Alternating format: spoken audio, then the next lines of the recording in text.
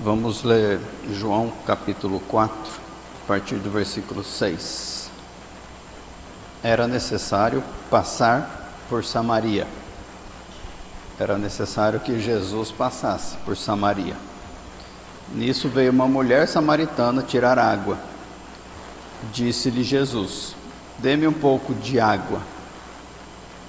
A mulher samaritana lhe perguntou: como o Senhor, sendo judeu, pede a mim, uma samaritana, água para beber? Pois os judeus não se dão bem com os samaritanos.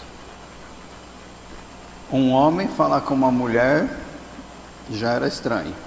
Um judeu falar com uma samaritana era impossível, porque eles não se davam bem. Os samaritanos viviam numa região próxima, mas eles se contaminaram com casamentos proibidos, com cultura pagã, religiosidade que não era aprovada por Deus. E aí eles meio que viraram inimigos dos judeus. Então era absurdo um homem falar com uma mulher samaritana, um homem judeu.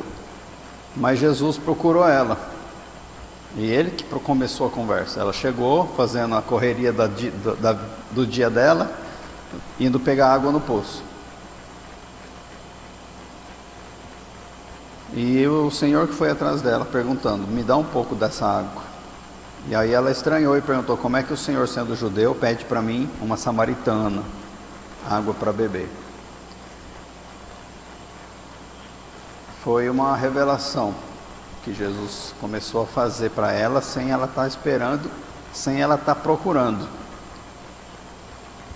Jesus lhe respondeu: se você conhecesse o dom de Deus e quem está lhe pedindo água, você lhe teria pedido e ele lhe teria dado água viva. Aqui ele coloca duas condições para ela pedir. A primeira condição: se você conhecesse o dom de Deus. A segunda: se você conhecesse quem lhe está pedindo água. Ou seja, se você conhecesse o Espírito Santo, que é o dom de Deus, e tudo que ele traz, e você me pediria e eu teria te dado água viva. Ele começou uma intensificação na revelação para ela, só que ela não conhecia nem o dom e nem ele. Então disse a mulher: o Senhor não tem com o que tirar água, e o poço é fundo. Onde pode conseguir essa água viva? Acaso o Senhor é maior do que o nosso pai Jacó, que nos deu o poço, do qual ele mesmo bebeu, bem como seus filhos e seu gado? Ela não estava entendendo nada. Ela perguntou sobre o poço físico e a água do poço, e disse que ele não tinha como pegar água. Será que ele é mais poderoso do que Jacó, que cavou esse poço? E aí Jesus continua na revelação dele, revelando o dom de Deus. Quem beber desta água terá sede outra vez, mas quem beber da água que eu lhe der, nunca mais terá sede. Pelo contrário, a água que eu lhe der se tornará nele uma fonte de água a jorrar para a vida eterna. Ele se mostrou para ela, ele buscou ela, se revelou para ela, conversou com ela e colocou as duas condições, e já explicou a primeira. Quem beber desta água terá sede, mas quem beber da água que eu lhe der, o Espírito e tudo que ele traz junto, criou um desejo no coração dela. E ela começou a fazer pedidos. O primeiro pedido, totalmente sem conhecimento, foi feito. A mulher lhe disse: Senhor, dê-me dessa água, para que eu não tenha mais sede, nem precise voltar aqui para tirar água. Eu não sei o que ela pensou, uma super água, que não ia dar mais sede nela para a vida toda. E aí Jesus aprofundou a revelação, dizendo: vá, chame o seu marido e volte. Ela disse: não tenho marido. E ele falou: você falou corretamente, dizendo que não tem marido. O fato é que você já teve 5, e o homem com quem agora vive não é seu marido. O que você acabou de dizer é verdade. O que é que Jesus revelou agora? O pecado dela. Ele confrontou. Ele disse que existem condições para que a pessoa possa pedir o dom de Deus. Mas antes de a pessoa receber, ela precisa ser confrontada no seu pecado. E o pecado da mulher era, entre outros, não estar satisfeita com um homem só, mas já estar com vários maridos e homens. E o que ela fez depois que ela ouviu isso? Entendeu o confronto. Quem é que confronta? O profeta. Disse a mulher: Senhor, vejo que é profeta. Para ele ter me confrontado assim e ter revelado as coisas da minha vida, ele é profeta. E continuou com a mente travada religiosa e fez mais perguntas para Jesus. Mostrou um interesse maior no profeta. Nossos antepassados adoraram neste monte, mas vocês judeus dizem que Jerusalém é o lugar onde se deve adorar. Jesus já corrigiu a perspectiva religiosa dela, dizendo: creia em mim, mulher. Está próxima a hora em que vocês não adorarão o Pai nem neste monte, nem em Jerusalém. E aí ela ouviu a revelação dele, como se ele estivesse convidando ela para algo a mais. Vocês samaritanos adoram o que não conhecem. Nós adoramos o que conhecemos, pois a salvação vem dos judeus. E aí ele trouxe a segunda condição para a pessoa ter uma vida direita com Deus. No entanto, está chegando a hora, e de fato já chegou, em que os verdadeiros adoradores adorarão o Pai em espírito e em verdade. São esses os adoradores que o Pai procura. Deus é espírito e é necessário que os seus adoradores o adorem em espírito e em verdade. Aqui ele já mostrou a verdadeira adoração para quebrar de vez a religião dela, para mostrar que a água da vida vai capacitá-la a ter essa adoração perfeita em espírito e não em templo físico, em verdade, ou seja, nele mesmo. E ela, percebendo que estava obtendo revelações, aumentou a sua busca. Disse à mulher: eu sei que o Messias, chamado Cristo, está para vir. Quando ele vier, explicará tudo para nós. E aí Jesus se revela plenamente para ela: eu sou o Messias, eu que estou falando com você. Agora ela teve a revelação do dom e do Messias. Ela foi transformada nesse momento. O Espírito mostrou para ela alguma coisa nova. Ela recebeu a água viva. Qual foi a primeira coisa que ela fez? Então, versículo 28, deixando o seu cântaro, a mulher voltou à cidade e disse ao povo: venham ver um homem que me disse tudo o que tenho feito. Será que ele não é o Cristo? Ela não quis saber mais da água, largou até o balde, saiu correndo, voltou para a cidade para falar para as pessoas que ela encontrou o Cristo, apesar de ainda mostrar certa dúvida. Ela estava buscando água no poço, mas ela largou para trás o seu balde. Ela estava com um olhar religioso e acabou olhando para Jesus. Ela estava no pecado e foi confrontada. Ela não tinha conhecimento, mas conheceu o dom de Deus. Ela buscava satisfação em homens e recebeu a água viva que satisfaz. Ela estava fechada, olhando para si mesma, nos seus interesses, na sua busca, na sua satisfação, mas ela esqueceu de si mesma e revelou Jesus para as pessoas. Pessoas que provavelmente a excluíam, porque ela foi na hora do almoço buscar água e o normal era ir de manhã, quando o sol não estava muito quente. Mas ela era julgada e as pessoas não queriam ela perto. E para não passar pelo constrangimento ou por acusações, ela foi no horário em que ninguém ia. E foi nessa hora que ela encontrou o Senhor. Ela era desagradável a Deus, com uma vida ímpia, e depois do encontro, ela obedeceu, sendo agradável a Deus, numa vida piedosa ou devota.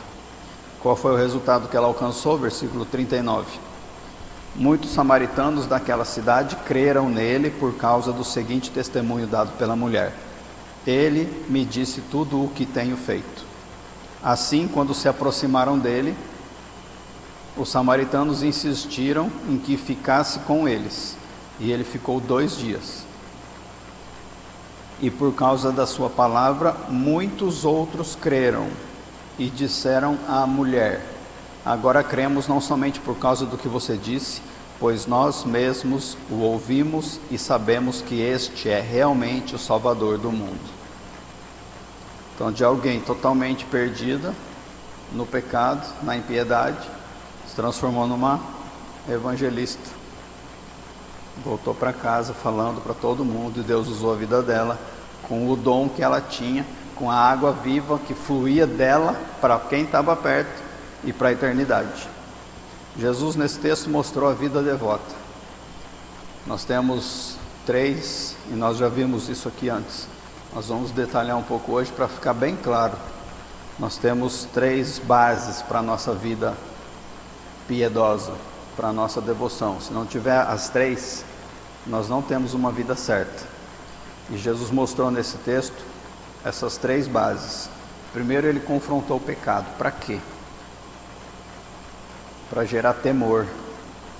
Nossa, é verdade, minha vida está uma bagunça. Eu falo que eu sou de Deus, que eu adoro no templo, mas eu estou com um monte de homem, e o homem que eu estou não é meu marido. Com certeza ele gerou temor na mulher. Essa é a primeira base. A segunda é que ele disse que para a pessoa conseguir ter acesso a Deus, ela tem que ser uma adoradora verdadeira. E somente as pessoas que amam a Deus fazem isso. A segunda base para você ter uma vida com Deus piedosa, obediente, é você ter o amor por Deus, o amor de Deus e por Deus. E isso vai gerar em você uma sede. E é esse o foco da mensagem de hoje. Para chegar na sede, você entender o que é que você tem que buscar, nós vamos entender como é que tem que ser essa vida de temor e de amor. O temor de Deus, ele é tratado muito extensamente no Antigo Testamento e também um pouco no Novo. Deus quer implantar o temor a ele nos nossos corações. Olha o que diz Jeremias 32:40. Farei com eles uma aliança permanente, jamais deixarei de fazer o bem a eles, e farei com que me temam de coração, para que jamais se desviem de mim. É Deus quem faz. Ele dá o temor no nosso coração. Nós só não temos que jogar fora ou ignorar. E Jesus cumpriu a profecia de Isaías 11:3. Diz assim: e ele se inspirará no temor do Senhor. Está falando do nascimento de Jesus, é um texto profético. Diz que ele se inspirará no temor. A inspiração de Jesus foi o temor para fazer tudo que ele fez. Muitas vezes nós amamos Deus, mas não sabemos o que é temer, e muitas vezes, até sabendo, nós não praticamos desenvolver esse temor, para viver no temor. E na Bíblia o temor ele tem 2 formas. Essas 2 formas estão em Filipenses 2:12. Assim, meus amados, como sempre vocês obedeceram, não apenas em minha presença, porém muito mais agora na minha ausência, ponham em ação a salvação de vocês com temor e tremor. Aqui essas duas últimas palavras refletem o que é o temor bíblico. O temor e o tremor. O tremor é o medo. Nós trememos mesmo diante de Deus. Em que sentido? No sentido de que nós temos a consciência ou o conhecimento do juízo de Deus derramado sobre o pecado. E é um juízo iminente. Pode ser agora, pode ser daqui a pouco. Trema diante do juízo. Tema a Deus tremendo, porque Ele pune o pecado e condena o pecador. O adorador verdadeiro, que já tem a fé em Cristo, foi liberto dessa punição do pecado, porque Jesus tomou o lugar do verdadeiro adorador. Mas o verdadeiro adorador ainda treme por causa da disciplina, não do inferno. Deus disciplina toda a conduta pecaminosa. E Ele fala assim para nós vivermos com tremor a vida toda. 1 Pedro 1,7. Uma vez que vocês chamam Pai aquele que julga imparcialmente as obras de cada um, portem-se com temor durante a jornada terrena de vocês. É durante toda a jornada, todos os dias, o tempo todo. Esse é o primeiro sentido, o tremor. E o segundo? O segundo é o que mais se aplica a nós. Nós temos tremor, sim, mas nós temos mais reverência, respeito, veneração. Da onde que sai isso?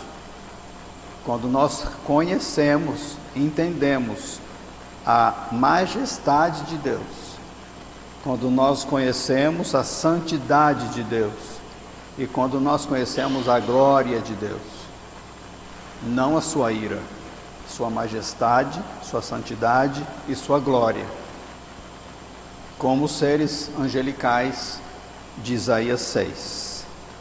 No ano em que o rei Uzias morreu, eu vi o Senhor assentado num trono alto e exaltado, e a aba de sua veste enchia o templo. Acima dele estavam serafins, cada um deles tinha 6 asas, com 2 cobriam o rosto, com 2 cobriam os pés, e com 2 voavam, e proclamavam uns aos outros: Santo, Santo, Santo é o Senhor dos exércitos, a terra inteira está cheia da sua glória. Se você continuar lendo o texto, eles balançavam as estruturas do templo em que Deus estava, a ponto de sair fumaça das vigas, por causa da voz deles. Olha o poder dos serafins. E com todo esse poder, com 2 asas eles voavam, com 2 asas eles cobriam o rosto, porque eu não sou digno de olhar para aquele, porque eu temo ele, eu não olho para ele.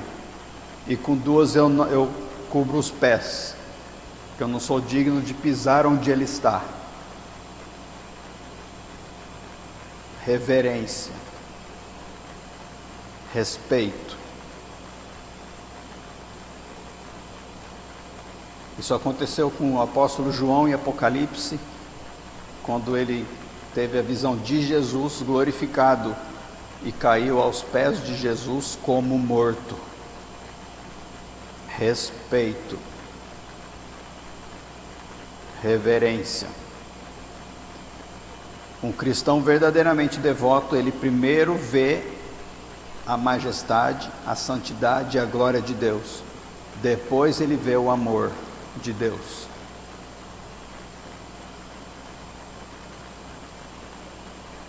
E isso cria uma tensão saudável na vida do cristão verdadeiro.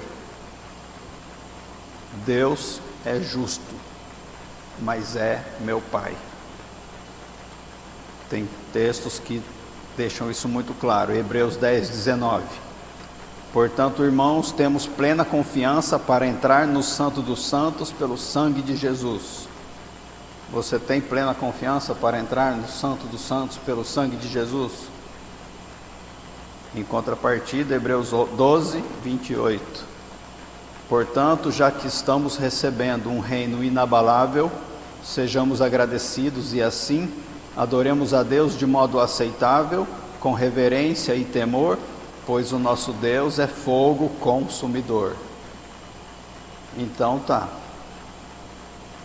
Nosso Deus que é fogo consumidor falou que você pode entrar com intrepidez no Santo dos Santos.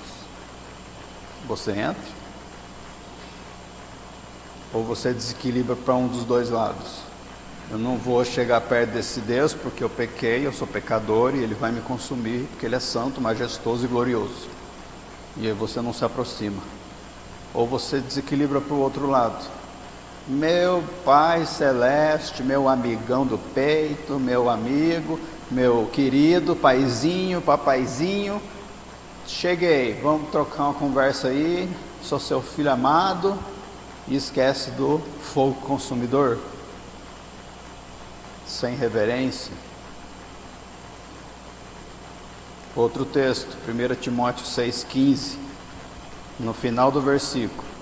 Ele é o bendito e único soberano, o Rei dos reis e Senhor dos senhores, o único que é imortal e habita em luz inacessível, a quem ninguém viu nem pode ver. A Ele sejam honra e poder para sempre. Ele é inacessível, mas Romanos 8,15. Pois vocês não receberam um espírito que os escravize para novamente temer, mas receberam o Espírito que os adota como filhos, por meio do qual clamamos, Abba, Pai. Equilibra essas duas verdades. Deus nos aceita e nos chama de filhos e quer ter comunhão conosco, mas com reverência, com respeito, com tremor. Tem 3 ingredientes essenciais desse temor. Primeiro, conceitos corretos do caráter de Deus. Você tem que conhecer o caráter de Deus para ter temor dele. Você vai olhar para Deus e vai ver a sua infinita santidade e o seu ódio ao pecado. Isso gera temor. O caráter dele é esse, ele odeia o pecado e ele é santíssimo. Segundo ingrediente, um senso permanente da sua presença, que nós vamos começar a detalhar na primeira terça-feira do mês que vem, quando nós voltarmos para o Sermão do Monte, tratando do capítulo do Sermão do Monte que fala sobre o julgamento. Um senso penetrante da sua presença em todos os seus pensamentos e ações. A sua presença está com você. Trema, tema. Terceiro ingrediente, consciência constante da nossa obrigação para com Deus. Ele não nos chamou para sermos filhinhos mimados, morando em hotéis 5 estrelas, ricos, com saúde plena até morrer, curtindo a vida doidado. Nós temos obrigações, e essa obrigação é permanente, gerando uma vida de obediência o tempo todo. Quais são os 3 ingredientes? Conhecer o caráter de Deus, saber que Ele está com você o tempo todo e assumir a sua responsabilidade por isso. Se você tiver esses 3 ingredientes claros permanentemente em você, você vai ter o temor de Deus. E o temor é o que vai gerar a obediência. Ele é a motivação da obediência e ele gera a obediência. Ele não só motiva. Senão você fala, a partir de amanhã eu vou obedecer. E não obedece nem hoje nem amanhã. Não, o temor é o motivo e ele faz você praticar. O resultado do temor é a obediência. E o temor é o que gera em nós o amor a Deus. Como assim? O amor a Deus só é possível para um cristão temente. O amor verdadeiro e correto, não o amor humano. Eu amo meu paizinho, amor humano. Eu amo meu provedor, eu agradeço pelo que ele me dá, amor humano. O amor a Deus é o amor dele em você, respondendo a esse amor na prática, como obediência. Envolve muito o temor. A pessoa que vê o abismo que existe entre a santidade de Deus e a sua própria pecaminosidade, e percebe que Deus cobriu esse abismo com a morte de Jesus, para aproximar você dele. Essa pessoa ama a Deus. O amor de Deus não tem sentido sem o Calvário, a cruz. E o Calvário não tem sentido sem a ira de Deus. Porque o amor de Deus foi manifestado em nosso favor, lá no Calvário, contra Jesus. É lá que está a manifestação suprema do amor de Deus. É ali que ele desfez todo o mal do mundo, acabou com o pecado, destruiu a morte, abriu as portas para nós, para uma vida aqui com Deus e na eternidade com Deus. Então, se você pensa em amor, você olha para o Calvário e olha para o seu lugar no Calvário. E se o Calvário tem algum sentido, é por causa da ira de Deus, porque foi lá no Calvário que o amor de Deus se manifestou por nós, acabando com Jesus no nosso lugar.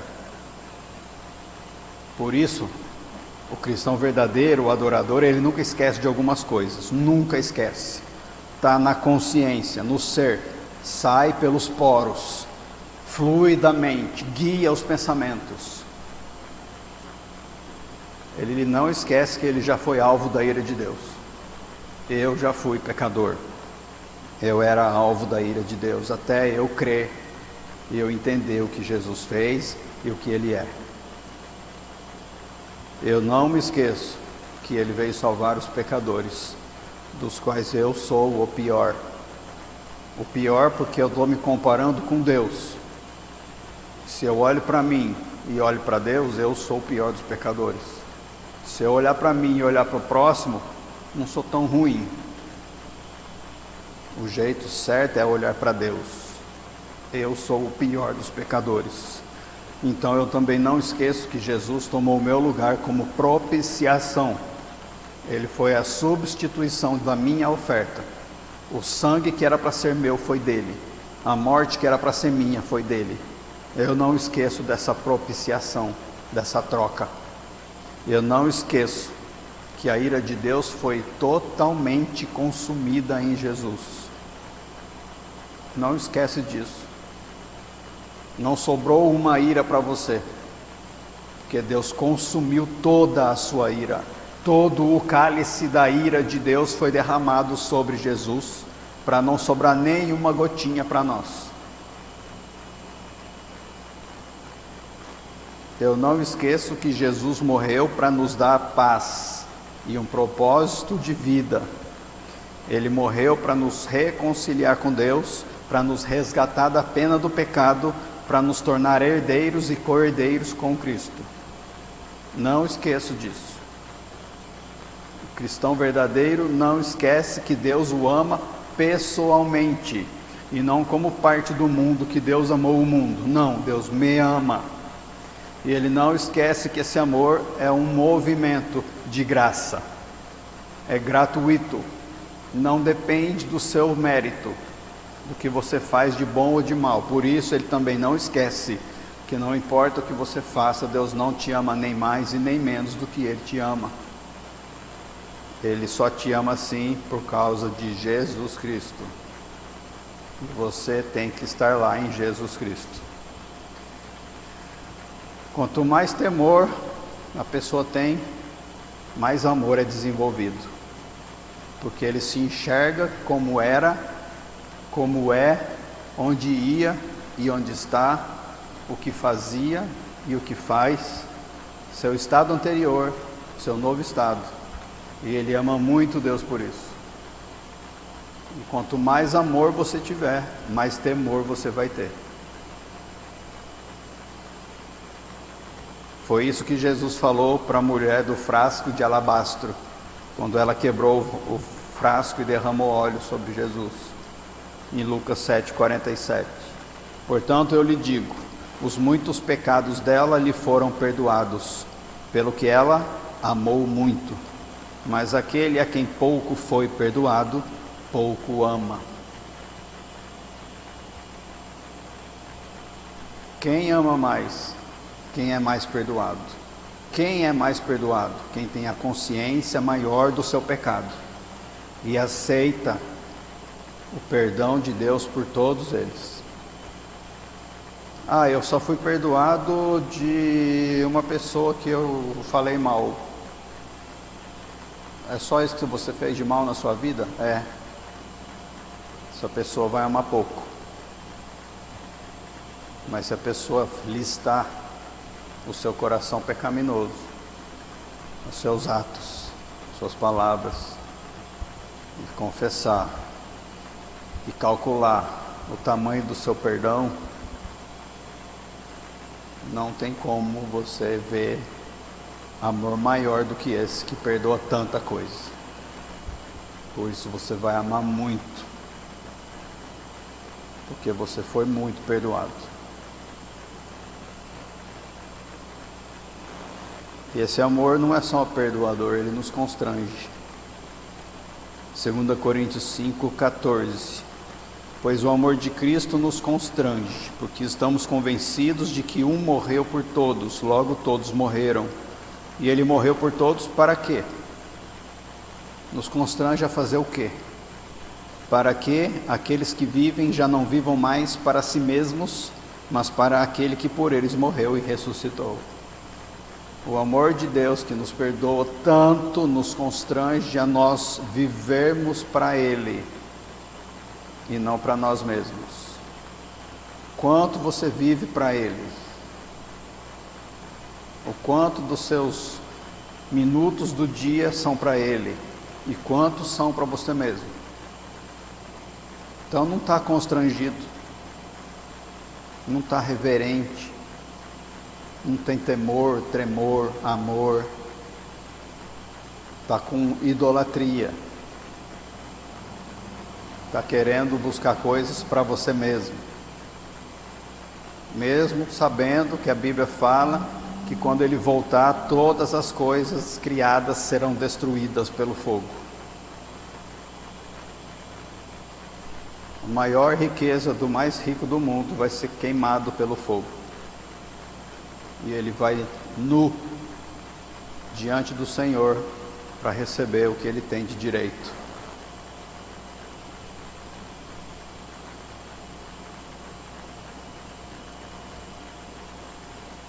O temor a Deus conduz naturalmente o cristão fiel a uma compreensão desse amor de Deus por nós. Eu sei o que vem por aí, eu sei da ira de Deus, eu sei da santidade.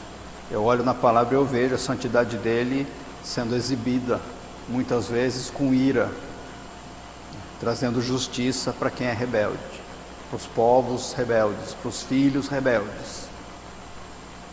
Eu sei o que vem por aí, e eu tremo diante disso, e eu vejo quem Deus é mostrando-se, revelando-se na história, por meio do que a Bíblia fala, em Jesus e pelo Espírito Santo em mim hoje, continuando dando revelação. Então eu conheço esse Deus, eu conheço o dom e eu conheço Jesus, e eu sei quem eu sou, eu sei quem eu era, e eu temo e eu amo por causa disso. Quanto mais nós contemplamos essa santidade, essa majestade, essa glória e esse amor, mais carentes nós nos sentimos, mais constrangidos, porque nós não conseguimos parar de pecar. E aí nós somos levados ao terceiro pilar da devoção, que é a sede de Deus, o desejo por Ele. O temor e o tremor quando você percebe tudo isso, no tremor e no temor, você percebe uma necessidade de estar em Cristo, para não ser alvo da ira de Deus, porque você peca. Então você peca e corre para Jesus em arrependimento o tempo todo. Ah, mas eu não vou fazer mais nada da vida? Se fosse uma atividade para ser feita, você não teria tempo para fazê-la. Então não é para você se arrepender como uma atividade, isso é religião. Você tem que estar num estado arrependido. Você é quebrantado e você está em Cristo. Você não vai para Jesus quando toma ou come uma comida estragada e toma um remedinho, e Jesus é o seu remedinho. Ai, me desculpa aí, eu comi carne de porco e me fez mal, me dá um remedinho aí, Jesus. Estou chegando aqui na sua farmácia. Ah, obrigado pelo seu perdão, pela cura. Vou seguir minha vida e não vou mais comer esse tipo de carne, tá? Isso é religião. A devoção não é religião. A devoção é uma vida em Cristo, quebrantado. Porque você sabe que o temor não vai vir sobre os atos, vai vir sobre o coração não quebrantado que comete os atos. Então você vê a necessidade urgente, permanente, de estar em Cristo, porque você peca. E aí, quando você peca, você corre de novo para Jesus sem sair de lá. Você simplesmente se constrange, se enoja de você mesmo e se prostra e clama mais uma vez pelo que você já tem: o Calvário, a cura da cruz e o poder da ressurreição para te transformar. É automático isso em todos nós que estamos em Cristo. Tem que estar em Cristo. Então o temor, ele gera uma sede em você de se livrar da ira iminente, e você precisa estar buscando com essa sede, uma sede gigante pela justiça de Cristo. E o amor também gera sede, uma sede de você ser igual a Ele, para não pecar mais, porque você não quer desagradá-lo, porque você o ama, porque você sabe que Ele te amou e te perdoou. Então você não quer ter uma vida desagradável, então você precisa ser igual a Ele e estar em intimidade com Ele. O temor e o amor juntos, um desenvolvendo o outro, criam em você naturalmente essa sede por Deus. Ela te move nessa direção, para você ter tudo o que as promessas te dão.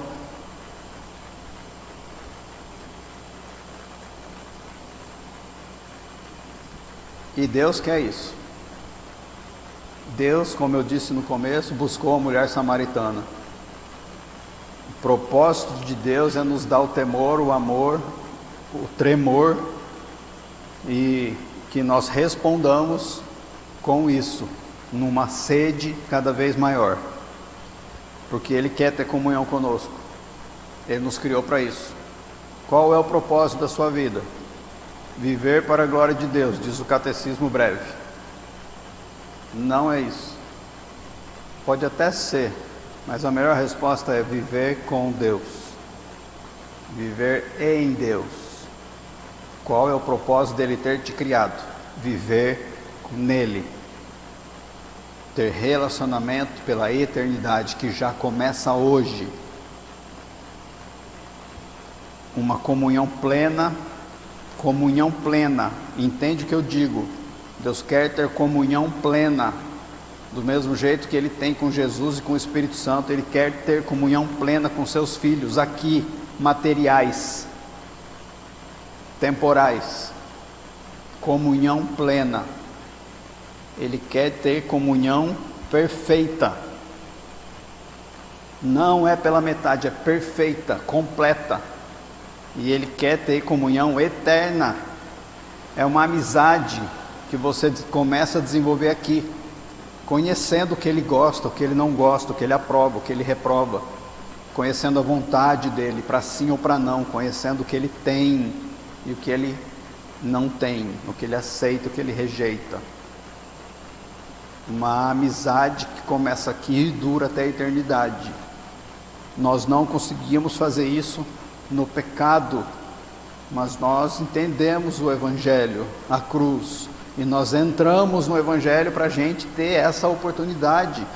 O véu foi rasgado, uma ponte foi criada, a reconciliação foi feita, e agora a oportunidade que nós temos é de estar em aumento de amizade, de conhecimento, sendo transformados nessa imagem, um pouquinho de cada vez, todo o tempo, para a gente ter essa comunhão eterna, plena e perfeita. E Ele quer que a gente tenha isso. Ele não precisava ter criado o que Ele criou. Ele poderia ter tirado o ser humano da jogada. A natureza ia estar prosperando livremente. Os animais estariam em paz. Mas Ele escolheu criar você e eu,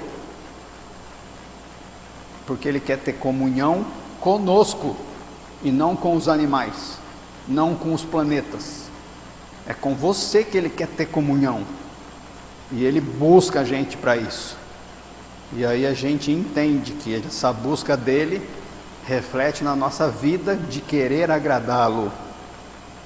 E por querer agradá-lo tanto, Ele dá a dica: buscam, peçam, batam. Buscam, peçam, batam. Busquem o tempo todo, peçam o tempo todo, batam o tempo todo, porque o que busca encontra, o que pede recebe, e é o que bate a porta lhe será aberta. Está com sede para buscar? Ou só está com sede para tomar remedinho de vez em quando? Está com sede por causa do seu pecado, ou está com sede por causa dos seus erros esporádicos? Olha o Salmo 42:1, que seja o nosso salmo. Como a corça anseia por águas correntes, a minha alma anseia por ti, ó Deus. Em outro Salmo 63:1, ó Deus, tu és o meu Deus, eu te busco intensamente, a minha alma tem sede de ti, todo o meu ser anseia por ti, numa terra seca, exausta e sem água. Paulo sentiu esse anseio em Filipenses 3:10. Quero conhecer a Cristo, quero conhecer ao poder da sua ressurreição, quero a participação em seus sofrimentos, tornando-me como ele em sua morte, para de alguma forma alcançar a ressurreição dentre os mortos. O que é que você quer? Você quer cura? Paulo quis conhecer a Cristo, o poder da ressurreição nele. O que é conhecer a Cristo? É olhar para Deus na pessoa humana e conhecer quem Ele é, o seu caráter, seus atributos, sua vontade, sua santidade, sua majestade, sua glória. Conheça Cristo. Você quer conhecer a Cristo? Avalie o seu tempo gasto para isso, seu esforço nisso, seu tempo de leitura bíblica, para conhecer a Cristo e não para ler a Bíblia. Tem milhões de pessoas que leem a Bíblia e não conhecem Cristo. Você conhece a Cristo? Ótimo, continue conhecendo cada vez mais, porque Ele é infinito. Você conhece o poder da sua ressurreição? A ressurreição de Cristo já te alcançou? Você já morreu para algumas coisas? Já abandonou pecados? Já ressuscitou? Sua vida já foi transformada? Você tem uma nova identidade? Você vive buscando com sede dessa nova identidade? Você conhece o poder da ressurreição? É o poder que te derruba na sua disciplina da ira contra o pecado cometido, e é o poder que te levanta ressurreto depois da cura dada, depois do perdão. Você conhece o poder da ressurreição? O poder que tira você do pecado, para você não simplesmente parar de errar, mas para você querer. Você para de querer. Se você não quer, você não peca. Não adianta chegar a tentação. É diferente de a tentação chegar e você lutar contra ela, porque você quer, e aí você luta contra o desejo da carne. Mas quando você não quer, pode vir a tentação que for. Esse é o poder da ressurreição. Ele está em você. Clame, busque com sede. Paulo quer isso, o poder da ressurreição. Terceira coisa que ele quer, a participação nos sofrimentos de Cristo, tornando-me como ele em sua morte. Totalmente renunciado, crucificado, tornando-me como Cristo em sua morte, livre de mim mesmo, com uma oferta para Deus, uma vida entregue para Deus, uma confiança que eu vou ressuscitar, mesmo agora diante da cruz, em que eu vou morrer. Eu quero a participação nos seus sofrimentos, em favor de outras pessoas, para me tornar como ele em sua morte.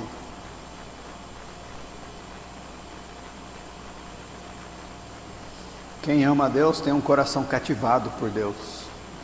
Você já é colocado na eternidade. Tudo que está aqui você cospe, pisa, arranca do seu coração. Você usa as coisas do mundo como se não as usasse, porque você não é mais apegado a elas. Você quer somente Deus, se satisfaz somente em Deus, porque a água viva te satisfaz e flui, e jorra de você como uma fonte para a eternidade. Você tem a fome e a sede da justiça, e você é farto dela. Mas é uma justiça insaciável, porque ela é eterna, então você continua buscando com fome e sede, e continua sendo farto, porque vocês acham que os anjos cantam santo, santo, santo, e estão cantando agora lá,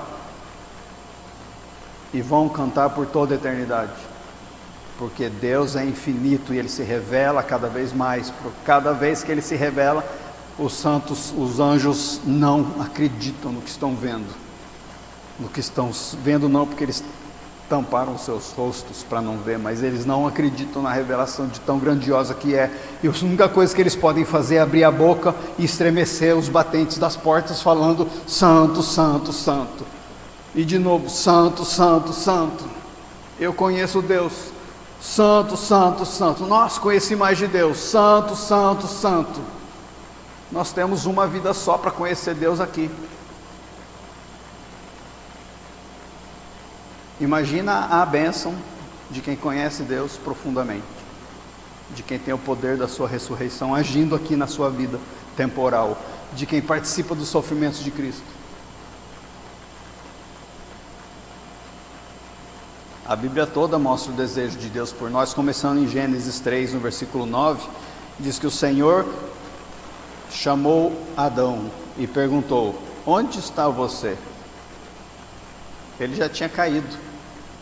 Deus foi atrás dele. Onde está você?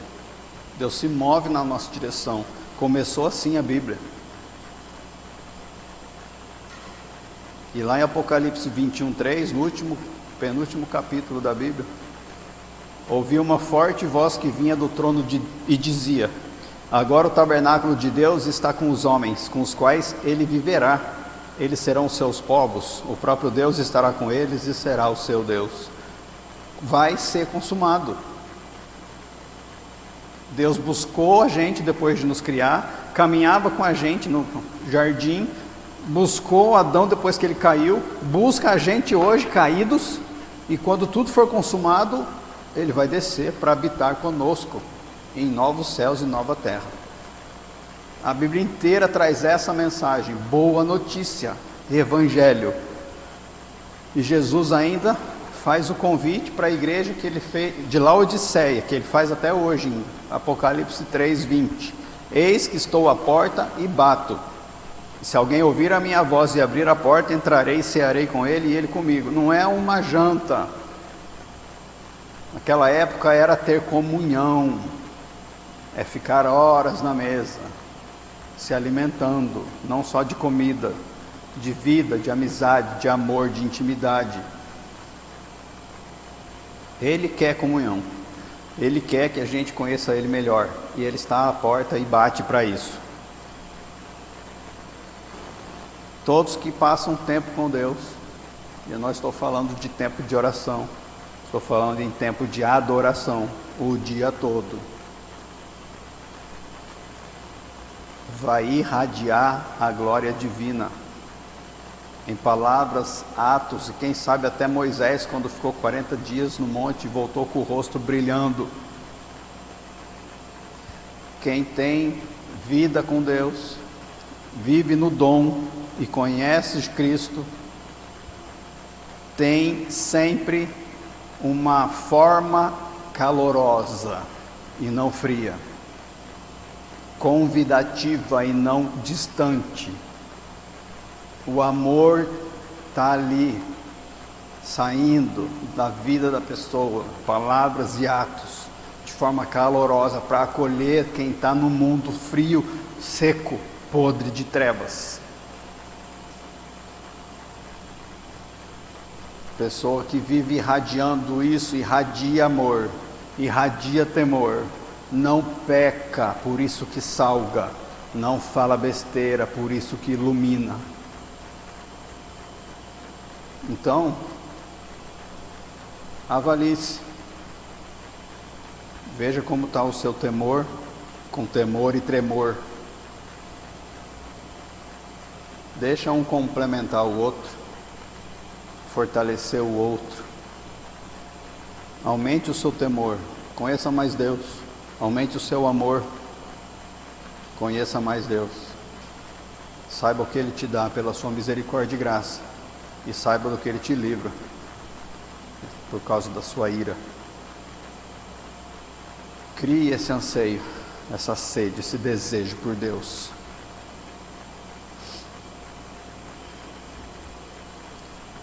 O mesmo convite está sendo feito. Estou à porta e bato. Quero te dar mais temor. Quero derramar mais amor. E quero que veja a sua resposta com mais desejo por mim. Corrija a sua vida, equilibre os seus horários, equilibre as suas prioridades, as suas buscas. Agrade a Deus. Sua vida é feita para agradar a Deus em comunhão com Ele. Faça como a samaritana fez. Amém?